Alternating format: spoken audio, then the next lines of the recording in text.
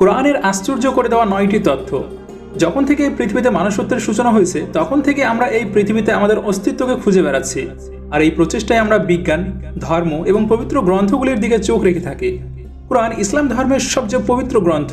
আজকের এই ভিডিওতে আমরা আপনাদের কোরআনের কিছু এমন রহস্য জানাতে চলেছি যেগুলি অবশ্যই আপনাকে চমকিত করে তুলবে।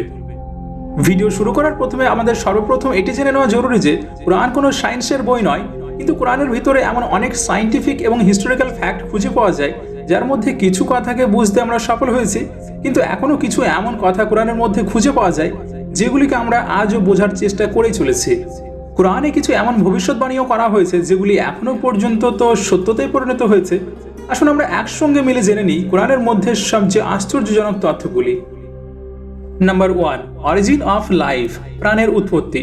আমরা সবাই জানি যে পানি আমাদের জীবনের জন্য ভীষণই জরুরি একটি উপাদান, আর কোরআন এই বিচারের উপর একটি অসাধারণ দাবি করে থাকে। কোরআন বলে যে আমাদের জীবন পানি থেকে সৃষ্টি হয়েছে, পানিকে জীবনের উৎপত্তির জন্য মূল উপাদান মনে করা হয়েছে। আর এই কথার যাচাই এই কথা থেকেই হয়ে যায় যে আমাদের এই পৃথিবীতে বসবাসকারী সমস্ত প্রাণীদের সেলস বা কোশিকা পানি দ্বারাই সৃষ্টি হয়েছে।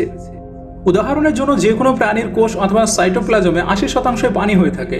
ফ্যাক্ট এমন যে জীবিত থাকা প্রাণীরা বেশিরভাগ পানি দ্বারাই বেঁচে থাকে, আর এই সমস্ত তথ্যের যাচাই মাইক্রোস্কোপের আবিষ্কারের পর করা হয়েছে। কিন্তু আরবের মরুভূমিতে বসবাসকারী মানুষদের কাছে এমন তথ্য তাদের নিজেকে আশ্চর্য করে দেবে যে পৃথিবীর মধ্যে জীবন পানি দ্বারাই সম্ভব হয়ে থাকে। নাম্বার 2, আয়রন বা লোহা।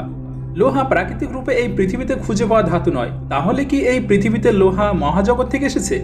একদমই ঠিক। হতেও পারে এটি একটি আশ্চর্যজনক কথা, কিন্তু বিজ্ঞানীরা এটি খুঁজে বের করে নিয়েছেন যে কোটি কোটি বছর আগে এই পৃথিবীর সঙ্গে উল্কাপিণ্ডের ধাক্কা লেগে যায়। অদ্ভুত কথা এটি যে এই উল্কাপিণ্ডটি লোহাতে পরিপূর্ণ ছিল, আর পৃথিবীর সঙ্গে ধাক্কা লাগার জন্য এক ভয়ঙ্কর বিস্ফোরণ হয়েছিল, আর যার পর এটি ছড়িয়ে পড়েছিল চারদিকে। কোরআনে লোহার উৎপত্তির সম্বন্ধে 57-25 নম্বর আয়াতে বলা হয়েছে, আর আমি পাঠিয়েছি লোহা যাতে আছে প্রচণ্ড রণশক্তি এবং মানুষের বহুবিধ উপকার। লোহা পৃথিবীর নয় বরং অন্য দুনিয়া থেকে এসেছে, আর এই কথার যাচাই 7ম শতাব্দীর বৈজ্ঞানিকদের দ্বারা করা একেবারে অসম্ভব মনে হয়। Number 3, sky protection. আকাশ আমাদের রক্ষা করে থাকে। পৃথিবীকে সূর্যের ক্ষতিকারক রশ্মি থেকে বাঁচাতে আকাশ একটি ভীষণই বড় ভূমিকা নিয়ে থাকে। যদি আকাশ না থাকতো তাহলে সূর্যের রেডিয়েশন পৃথিবীর সমস্ত জীবনকে জ্বালিয়ে নষ্ট করে দিত। আকাশ পৃথিবীর চারিদিকে ছড়িয়ে থাকা শীতের কম্বলের মতো, যেটি আবার পৃথিবীকে জমিয়ে দেওয়ার ঠান্ডা থেকেও বাঁচিয়ে থাকে। আকাশের উপরে তাপমাত্রা মোটামুটি -270°C মতো হয়ে থাকে। আকাশ পৃথিবীর উপর গ্রিন হাউস এফেক্টের জন্ম দিয়ে এখানকার জীবনকে সূর্যের রেডিয়েশন এবং মহাশূন্যের জমিয়ে দেওয়া ঠান্ডা এই দুটো থেকে আমাদেরকে বাঁচিয়ে রাখে। এটি আকাশের কিছু বিশেষ কাজ যেটি আমাদেরকে প্রোটেক্ট করে থাকে। কোরআন আমাদেরকে আকাশকে বোঝার জন্য 21-32 নম্বর আয়াতে বলেছে যে আমি আকাশকে তোমাদের জন্য একটি সুরক্ষিত ছাদ করেছি, অথচ তোমরা আমার আকাশস্থ নিদর্শনবলী থেকে মুখ ফিরিয়ে রাখো।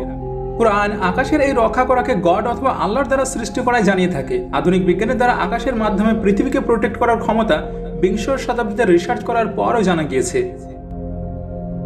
নাম্বার 4, দি মাউন্টেন, পাহাড়। কোরআন আমাদের খেয়ালকে পাহাড়ের সম্বন্ধে একটি বিশেষ উদাহরণের দিকে আকর্ষিত করে তুলেছে। কোরআন আমাদেরকে জানাচ্ছে আমরা কি এই পৃথিবীকে বিছানা বানাইনি এবং পর্বতমালাকে কি পেরেক বানাইনি। কোরআন আমাদের জানাচ্ছে যে পাহাড়ের শিকড় এই পৃথিবীতে ভীষণই গভীর, আর আসলেও ঠিক এমনটাই। পাহাড় এই পৃথিবীর মাটিতে খুবই গভীর পর্যন্ত বিস্তৃত থাকে। আর এই তথ্যের যাচাই জিওফ্রিজেস ফ্রেঙ্ক প্রেস তার লিখিত বই দ্য আর্থ অফ বুকে লিখেছেন যে পাহাড় আসলে খুঁটি বা খাম্বার মতো হয়ে থাকে, আর যে কারণে এটি পৃথিবীর অনেক গভীর পর্যন্ত প্রবেশ করে থাকে। উদাহরণ হিসাবে মাউন্ট এভারেস্টের উচ্চতা এই মাটি থেকে মোটামুটি 8850 মিটার কিংবা 9 কিলোমিটার, কিন্তু এটি মাটির নিচে এখনও 125 কিলোমিটার পর্যন্ত আঁকড়ে রয়েছে। আর এর সন্ধান 20 শতাব্দীর শুরুতে প্লেট টেকটনিক টেকনিকের আবিষ্কারের পরই সম্ভব হয়েছে। নাম্বার 5, এক্সপেন্ডিং দি ইউনিভার্স, বিশ্বজগতের বিস্তার। যখন জ্যোতির্বিজ্ঞান নিজের প্রাথমিক পর্যায়ে ছিল, কোরআনে ব্রহ্মাণ্ডের বিস্তারের সম্বন্ধে বর্ণনা করা হয়েছে। কোরআনের 51-47 নম্বর আয়াতে বলা হয়েছে, আমি এই মহাজগৎ নিজস্ব ক্ষমতা বলে নির্মাণ করেছি এবং আমি অবশ্যই ব্যাপক ক্ষমতাশীল, আর আমি একে বাড়াতেই থাকব। মহাজগৎ যে প্রতিনিয়ত বেড়েই চলেছে এই রহস্য আমরা পিছনের শতাব্দীতে জানতে পেরেছি। বিখ্যাত ফিজিক্স স্টিফেন হকিন্স নিজের বই এ ব্রিফ হিস্টোরি অফ টাইমে লিখেছেন, মহাজগতের বিস্তারের আবিষ্কার 20 শতকের সবচেয়ে বড় আবিষ্কারের মধ্যে একটি। আশ্চর্য করে দেওয়া কথা এটি যে কোরআনে এই কথার উল্লেখ টেলিস্কোপের আবিষ্কারের প্রথমে করা হয়েছিল।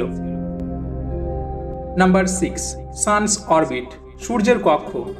1512 খ্রিস্টাব্দে জ্যোতির্বিজ্ঞানী নিকোলাস কোপারনিকাস সূর্যের সম্বন্ধে নিজের মতামত পেশ করেছিলেন। তার মতে সৌরজগতে সূর্য তার নিজের কক্ষে স্থির থাকে এবং বাকি গ্রহরা তার চারিপাশে ঘুরতে থাকে। সূর্য স্থির থাকে এমন ধারণা বিংশ শতাব্দী পর্যন্ত সমস্ত জ্যোতির্বিজ্ঞানীদের মধ্যে অটুটভাবে গেঁথেছিল, কিন্তু এখন এটি স্পষ্টরূপে একটি বৈজ্ঞানিক তথ্য যে সূর্য স্থির নেই, বরং সেটি আমাদের মিল্কওয়ে গ্যালাক্সিতে নিজের কক্ষপথে প্রতিনিয়ত ঘুরে চলেছে। আর এই কথার উল্লেখ কোরআন 21-33 নম্বর আয়াতে করেছে যে তিনি সৃষ্টি করেছেন রাত্রি ও দিন এবং সূর্য ও চন্দ্র, আর তারা সবাই আপন আপন কক্ষপথে বিচরণ করে। 2 দশক আগে পর্যন্ত জ্যোতির্বিজ্ঞানীরা কোরআনকে ভুল মনে করত, কিন্তু এখন আমরা জানি যে সূর্যের সম্বন্ধে কোরআনের এই দাবিকে আজকের বিজ্ঞান 100% সত্য বলে গ্রহণ করে নিয়েছে। নাম্বার 7, দি ওশিয়ান, সমুদ্র। কোরআন 24-40 নম্বর আয়াতে কল্পনার শক্তিকে সাহায্য নিয়ে একটি গভীর তথ্যকে আমাদের কাছ পর্যন্ত পৌঁছানোর চেষ্টা করেছে। আর যেখানে লেখা আছে, অথবা তাদের কর্ম প্রমত্ত সমুদ্রের বুকে গভীর অন্ধকারের নেই, যাকে উদ্বেলিত করে তরঙ্গের উপর তরঙ্গ, যার উপরে ঘন কালো মেঘ আছে, একের পর এক অন্ধকার। যখন সে তার হাতকে বের করে তখন একে একেবারেই দেখতে পায় না। আল্লাহ যাকে জ্যোতি দেন না তার কোনো জ্যোতিই নেই। সাধারণভাবে এমনটি মনে করা হয়ে থাকে যে ঢেউ শুধুমাত্র সমুদ্রের উপরে উপরে চলে থাকে, যদিও সামুদ্রিক বিজ্ঞানীরা এই কথাকে যাচাই করেছেন যে ঢেউ শুধুমাত্র সমুদ্রের উপরিভাগে থাকে না, বরং এর নিচেও থাকে। কিন্তু এই ঢেউ মানুষ দেখতে পায় না, এগুলিকে শুধুমাত্র বিশেষ কোনো যন্ত্রের মাধ্যমে দেখতে পাওয়া যায়। কোরআন সমুদ্রের গভীর অন্ধকারে চলে যাওয়া ঢেউ এবং তার উপর দিয়ে চলে যাওয়া ঢেউ আর তার উপরের মেঘের সম্বন্ধেও আমাদেরকে জানিয়ে থাকে। কোরআনের এই তথ্য শুধুমাত্র এই জন্যই খুব প্রশংসনীয় নয় যে সে সমুদ্রের গভীর ঢেউয়ের সম্বন্ধে কথা বলে, বরং এই জন্যই বিশেষ যে এটি সমুদ্রের গভীর অন্ধকারের সম্বন্ধেও কথা বলে থাকে। আজকের সময়ে মানুষ কোনো রকম ইকুইপমেন্টস না ব্যবহার করে শুধুমাত্র 70 মিটার গভীর পর্যন্ত যেতে পারে, কেননা এতদূর পর্যন্ত কিছুটা আলো থাকে। কিন্তু যদি আমরা 1000 মিটারের কথা বলি তাহলে সেখানে ঘোর অন্ধকার হয়ে থাকে। কিন্তু 1400 বছর আগে এই সমস্ত কিছুর খোঁজ করা কেমন করে সম্ভব হলো, সেটি তো নিজে নিজেই ভীষণ একটি রহস্যময়। নাম্বার 8, লাফিং অ্যান্ড মুভমেন্ট, মিথ্যা এবং আমাদের নড়াচড়া। আবু জাহিল নামের এক ভীষণ অত্যাচারী এবং নির্দয়ী শাসক পয়গম্বর মুহাম্মদ সাল্লাল্লাহু আলাইহি সাল্লামের সময়ে ছিলেন। আল্লাহ কোরআনের মধ্যে তাকে সতর্ক করার জন্য 96, 15 এবং 16 নম্বর আয়াতে ইরশাদ করেছেন, কখনোই নয়, যদি সে বিরত না হয় তবে আমি তার মস্তকের সামনের কেশগুচ্ছ ধরে হেঁচড়াবই, এমন জনের কেশগুচ্ছ যে মিথ্যাচারী এবং পাপী। আল্লাহ কোরআনে সেই ব্যক্তিকে মিথ্যাবাদী বলেননি, বরং তার মস্তিষ্কের অগ্রভাগে মিথ্যাবাদী এবং গুনাহগার বলেছেন। এই আয়াত দুটো কারণের জন্য খুবই বিশেষ। প্রথমত এটি যে আমাদের মস্তিষ্কের সামনের অংশই আমাদের পরিকল্পনা মাফিক নরণচরণের জিম্মেদার হয়ে থাকে, আর এটিকে ফ্রন্টাল লোবের নাম অনুসারে জানা হয়ে থাকে। আর দ্বিতীয় এটি যে এই ফ্রন্টাল লোব ওই মস্তিষ্কের মিথ্যা বলার কাজকে কন্ট্রোল করে থাকে। আজকের সময়ে করে যাওয়া কয়েকটি রিসার্চের মাধ্যমে এটি জানা গিয়েছে যে মস্তিষ্কের অগ্রভাগের অংশই আমাদের নড়াচড়া এবং মিথ্যা কথা বলার জিম্মেদার হয়ে থাকে। ফ্রন্টাল লোবের এই অংশ বিংশ শতাব্দীতে মেডিকেলের বিভিন্ন ইকুইপমেন্টস পাওয়ার পর আমরা জানতে পেরেছি, কিন্তু কোরআন এই ধরনের ইশারা 1400 বছর আগেই করে রেখেছে। নাম্বার 9, পেইন রিসেপ্টরস, ব্যথাকে অনুভব করার টিস্যুস।